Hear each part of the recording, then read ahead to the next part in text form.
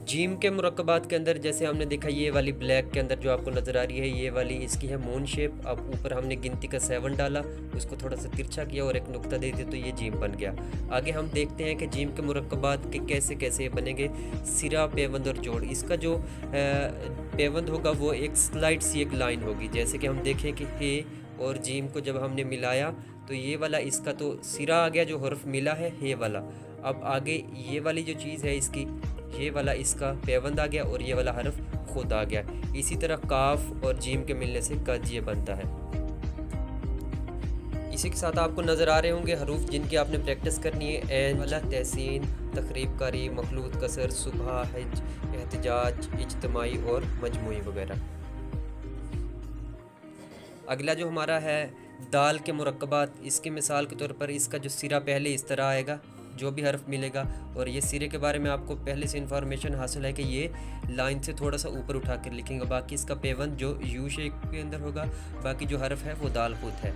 तो स्वाद और जब दाल ये आपस के साथ जब मिलेंगे तो ये आपने याद रख लेना है। जैसे ही दाल किसी भी हर्फ के साथ मिलेगा, इसका जो मुरक्कब होगा तो ये रे की शक्ल देगा। जैसा कि आपको ये नज़र आ रहा है कि ये रे की शक्ल बन जाएगी। जहाँ पर भी ये किसी हर्फ के साथ मिला हुआ आएगा तो ये रे की शक्ल देगा। अब इसके साथ शुरू के अंदर ये वाली चीज़ इसका पेवंद हो गया, बाकी ये हर्फ है और ये दाल है जिसे जो रे की शक्ल इख्तियार करेगी। इसी तरह मीम और दाल को मिलाने से मद बना और इसके साथ काफ और दाल को मिलाने से हमारे पास कद बना। अब नीचे ये अल्फाज हैं जिनकी प्रैक्टिस है। सदर, सिकंदर, शहीद, कदूरत, जद, चिकंदर, और ये वाले अल्फाज आपने अच्छे से प्रैक्टिस करने हैं। अगला हमारा पोर्शन है जी लाम के मुरक्कबात। तो इसका भी जैसे मुरक्कब है सबके साथ मैंने लिखा है कि सिरा, पेवंद और जोड़। अब सीन है, अब लाम इसके साथ जब मिलेगा तो ये सिल बन जाएगा।